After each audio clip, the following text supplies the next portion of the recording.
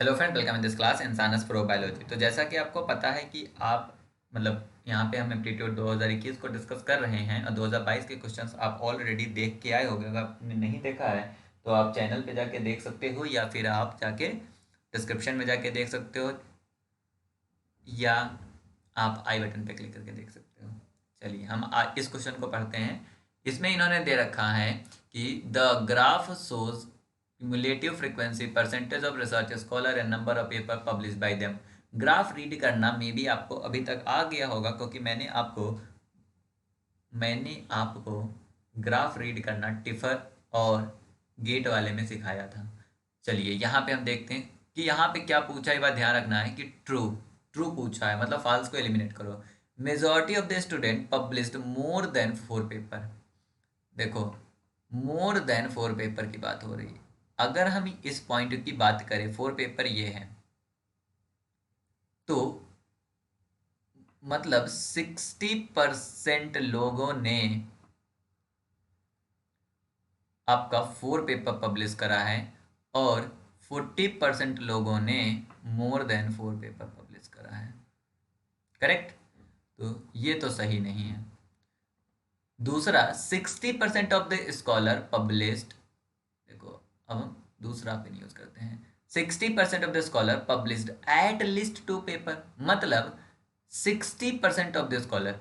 देखो, इस पॉइंट से अगर तुम यहाँ पे ये 2 पेपर हैं, ये इतना यूज करते हो तो ये आपका 60% स्कॉलर है और ये आपका कितना है, 40% स्कॉलर है। तो 40% स्कॉलर ने 2 पेपर पब्लिश करा है।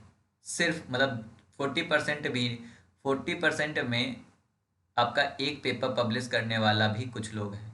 बट इस 40% के अलावा जितने भी हैं उसने 2 से ज़्यादा ही पेपर पब्लिश करा है, मतलब एटलीस्ट 2 पेपर तो पब्लिश करा ही होगा। इसको थोड़ा हम कंसिडरेशन में ले सकते हैं। तीसरा पढ़ते हैं। तीसरा में इन्होंने बोला है 80% of the scholar published at least 6 paper. भाई 6 पेपर यहाँ पे है, 6 पेपर यहाँ पे है और 6 पेपर 80% छोड़ो, मुझे मतलब जो पब्लिश करे हुए स्टूडेंट है वो ये है ना, क्योंकि एट लिस्ट की बात हो रही है। इतने ही लोगों ने मतलब एटलीस्ट 6 पेपर पब्लिश करा होगा, क्योंकि इसके नीचे वाले तो 4 पेपर 2 पेपर पे हैं, मतलब ये तो गलत ही है। 30% of the scholar have not published any paper. 30% नहीं, यहाँ पे 20% स्कॉलर भी एक पेपर पब्लिश करा ही करा है। तो 30% नॉट पब्लिश का तो इसमें कोई ऑप्शन, मतलब इसमें तो कोई नहीं है। अब जब आपने तीनों एलिमिनेट कर दिया तो आपके पास एक ही बचा कि 60% of the scholar published at least 2 paper. तो डेफिनेटली हम ये कहेंगे कि आप इस क्वेश्चन को भी कर सकते थे। वहां से आपके पास 4 था, एक क्वेश्चन आपने यहाँ पे ऐड कर लिया, दैट इज 5 क्वेश्चन। 5 क्वेश्चन आप आराम से अभी तक कर सकते थे। इस क्वेश्चन को मैं मान के चलता हूँ कि ये क्वेश्चन आप नहीं कर पाते, एलिमिनेट कर दो इसको। ठीक है, देखो इस तरह के क्वेश्चन को हम कैसे सोल्व करते हैं, तरीका सीखो। यह है राइस, यह है आपका pore. The density of the rice grain is 1.5 gram per cc and bulk density of the rice heap is 0.80 gram per cc. If the 1 liter container is completely filled with the rice, what is the approximate volume of pore space in the container? जब हम rice के अंदर डाल दे तो पोर का space कितना होगा, ये हमें बताना है। ऐसे क्वेश्चन अगर आपसे पूछा जाए तो आप इसको इस तरह से सोल्व कर सकते हो। राइस जो है वो मिक्सचर को जिस तरह से हम सोल्व करते हैं 1.5 का है, ठीक है, और यहाँ पे इसका पोर 0 है। राइस हिप जो है आपका 0.80 है, ठीक है। तो ये आपका हो गया, यहाँ पे 0.8 और यहाँ पे इसको बना दो ये 0.7, क्योंकि 0.7 को 0.8 में जब ऐड करोगे 1.5 आएगा। तो रेशियो आपका राइस और पोर का आएगा 8 और 7। तो वॉल्यूम ऑफ, मैं मान के चला कि आप क्वेश्चन शायद ना कर पाओ पेपर में। अगर आपको थोड़ा एप्टीट्यूड आता होगा और आपने इस तरह के क्वेश्चन प्रैक्टिस किए होगे तो डेफिनेटली आप कर पाओगे। Volume of the pore space upon volume of rice equal to 7/8, 7/8। इसे मिक्सचर एलिगेशन मेथड बोलते हैं, ठीक है। अब पोर स्पेस आपको पता लगाना है, वॉल्यूम ऑफ पोर स्पेस 7/8, और वॉल्यूम ऑफ राइस आपके पास है 1 लीटर। 1 लीटर मतलब 1000,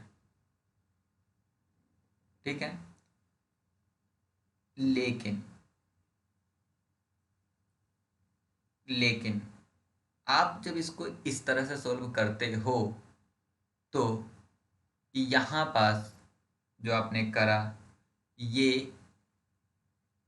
8+7 आएगा।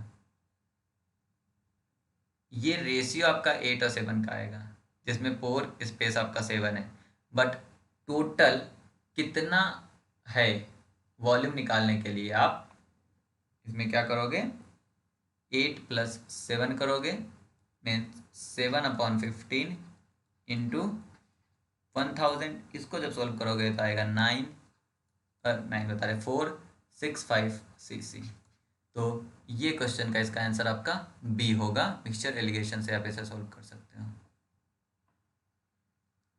इस तरह से बना के, okay.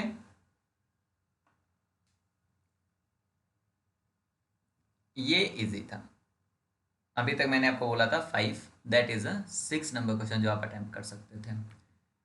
A B is the diameter of the circle, मतलब यहाँ पे किसी पॉइंट पे ओ होगा, और अगर हम इसको आर मान लें तो ये आर हो जाएगा, और दूसरा दूसरा वाला भी आपका क्या हो जाएगा, एक्स इसको मान लो, तो दूसरा वाला भी ये भी आपका एक्स होगा। The chord C D is perpendicular to the A B intersecting it a point P if C और P equal to 2। C P अगर यहाँ पे 2 है and P B equal to 1, तो then radius of the circle बनाना है। अगर हम यहाँ पे ये इनको मिला दे, सॉरी, अगर हम इनको सी को ओ से मिला दे, सी को ओ से मिला दिया मैंने, that is also the radius, और अगर ये रेडियस है तो ये एक्स होगा, क्योंकि मैंने यहाँ पे अज्यूम करा है रेडियस एक्स होगा। तो ओ पी की वैल्यू कितनी होगी, ओ पी की वैल्यू आपकी x-1 होगा, सी पी की वैल्यू आपकी 2 होगी, और ओ सी की वैल्यू आपकी x होगी। यहाँ पे ओ सी हाइपोटेन्यूज है, तो ओ सी का स्क्वायर जो होगा वो आपका ओ पी का स्क्वायर प्लस पी सी का स्क्वायर के इक्वल होगा। ओ सी का स्क्वायर आपका एक्स स्क्वायर है, ओ पी जो है आपका x-1 का होल स्क्वायर है, और पी सी जो है आपका 2 का स्क्वायर है। ये होगा आपका एक्स स्क्वायर, इसको ओपन करोगे x² + 1 माइनस 2x+4, ये आपका x से x कट गया, 0 = 1 माइनस 2x+4, 2x इधर ले आओ, 4 and 1 एक 5, तो x = 5/2, तो x = 2.5। करेक्ट आंसर इसका 2.5 है। ये आप ज्योमेट्री के क्वेश्चन कर सकते थे, that is a 6 number question जो आप बहुत ही इजीली कर सकते थे। 7 नंबर, ये भी क्वेश्चन बहुत सरल है, मतलब आप इस क्वेश्चन को भी अटेम्प्ट कर सकते हो। 7 नंबर थोड़ा बहुत अगर फिजिक्स आती है तो। If the plant with the green leaves is kept in the dark room with only green light, which of the following would be observe. देखो प्लांट हमें ग्रीन दिखता क्यों है, अगर ये आपको पता है तो डेफिनेटली आप इसे सोल्व कर सकते हो। प्लांट हमें ग्रीन, प्लांट की लिप्स जो है वो ग्रीन दिखती ही इसलिए है क्योंकि वह ग्रीन लाइट को छोड़ के बाकी सारी लाइट के कलर को ऑब्जर्व कर लेती है, और जब सनलाइट आता है तो सनलाइट जो है, एक वाइट लाइट जो है वो 7 कलर से मिलकर बना होता है। सातों कलर में से सारे कलर को लिप्स जो है ऑब्जर्व करके एक लाइट को सिर्फ रिफ्लेक्ट करती है, जो कि आपकी ग्रीन लाइट है। मतलब ग्रीन लाइट को क्या कर रही है, रिफ्लेक्ट कर रही है। और अगर हम ये कहें कि रूम में सिर्फ ग्रीन ही लाइट है, तो 100% ग्रीन लाइट जो है वो आपकी क्या होगी, रिफ्लेक्ट होगी। 100% आपकी ग्रीन लाइट रिफ्लेक्ट होगी। और अगर 100% आपकी ग्रीन लाइट रिफ्लेक्ट हो रही है तो वो जो ऑब्जेक्ट होगा, जिस ऑब्जेक्ट से ग्रीन लाइट रिफ्लेक्ट हो रही होगी, वो आपको चमकता हुआ दिखेगा।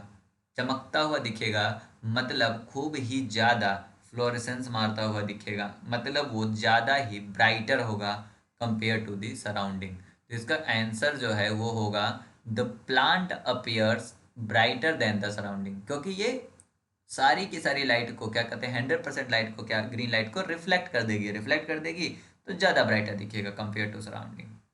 तो ये क्वेश्चन सरल था मेरे हिसाब से। तो आप ये 7 नंबर पे पहुंच चुके हैं और यह भी सरल है, इसलिए आप मानिए कि 8 क्वेश्चन आप इजीली कर चुके हैं अभी तक विद लॉजिक लगा के। अभी आगे और भी सरल सरल क्वेश्चंस हैं, हम आपको प्रूव करके बता देंगे कि आप 20 में से थोड़ा बहुत लॉजिक लगा के आप 15 क्वेश्चन बिल्कुल सही कर सकते हो। यहाँ पे आओ पढ़ते हैं। The pre PhD exam score is the 10 student are plotted against the MSc marks, which of the following is true. याद रखने का, ट्रू हमें बताना है। पहला पढ़ते हैं। 2 student have the score better in pre PhD than the MSc। 2 student have better score in pre PhD। ये है आपका MSc, ये है प्री PhD। प्री PhD में बेटर स्कोर का क्या मतलब है कि प्री PhD का नंबर ज़्यादा होना चाहिए, MSc का नंबर कम। यहाँ पे देखो, प्री PhD 70 मिला है और MSc 90, तो MSc बेटर है प्री PhD की तुलना में। यहाँ पे प्री PhD 70 है, MSc 70 है, इक्वल है। यहाँ पे प्री PhD 50 है और MSc 40 है, तो इसे हम बोल देंगे यह एक बेटर है, मतलब एक स्टूडेंट बेटर है। बट यहाँ पे 40-40 है, यहाँ पे 40-50 है, इस कंडीशन में 60-50 है। मतलब अगर बेटर का क्या मतलब है, ज़्यादा होना चाहिए, तो बेटर होने का कंडीशन यहाँ पे सिर्फ एक स्टूडेंट का है, 2 का नहीं। तो ये तो गलत है, इसमें तो कोई दिक्कत नहीं। ऑल दोज स्टूडेंट, यहाँ पे देखो, all those student who score 50 in a pre PhD score more marks in their MSc। देखो यहाँ पे क्या लिखा, all those student who score 50 in pre PhD score more marks in their MSc exam. देखो 50, यहाँ पे 40 है, पहला ही 50 पे 40 है, दूसरा 50 पे 60 है। मोर मार्क्स है नहीं, यहाँ से मोर है, लेकिन यहाँ पे ऑल लिखा हुआ है। बायोलॉजी में वैसे भी ऑल, ऑलवेज, ये सब चीज़ें गलत ही होती है, that is also the wrong. तीसरा, 2 student score in the same marks in their pre PhD and MSc। Same marks 70 और 70, देखो 70 एंड 71। दूसरा 50 और देखो कहीं पे है 2, 80, ये हो गया 90, उसके बाद ये हो गया हमारा 50, 40, ठीक है। फिर ये देखो 40 एंड 40, 2 स्टूडेंट, मतलब ये लाइन सही है। पर नेक्स्ट भी पढ़ लो। The student who score maximum in MSc is the only student to get the maximum pre PhD। Maximum in MSc and get the maximum in PhD नहीं, यहाँ पे 40 वाला भी 50 लेके आ रहा, 40 वाला भी 50 लेके आ रहा, मतलब ये लाइन गलत है, ये लाइन आपकी गलत है। तो आपके पास एक ही ऑप्शन बचा, C, that is the correct answer. अगर आपको ग्राफ रीडिंग आती है तो डेफिनेटली आप क्वेश्चंस को सोल्व कर सकते हो।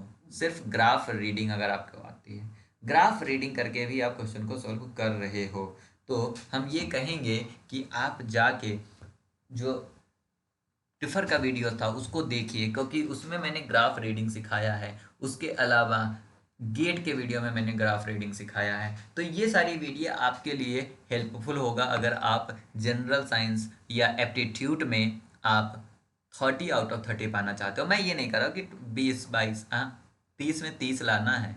कैसे लाना है वो मैं बता रहा हूँ ना। 8 क्वेश्चन अभी तक सोल्व कर चुके हो, 10 में से 8 कर रहे हो, अभी तक 2 ही क्वेश्चन तुम छोड़ सकते हो, क्योंकि 2 क्वेश्चन डिफिकल्ट था, बाकी डिफिकल्ट था नहीं। मिक्सचर एलिगेशन आता होगा, कंफर्म तुम उसको कर लोगे।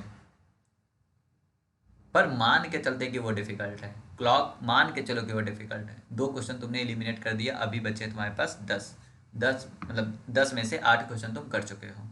आने वाले वीडियो में अभी हम तुमको और बताएंगे कि कौन कौन क्वेश्चन कर सकते थे। Thank you for watching this video.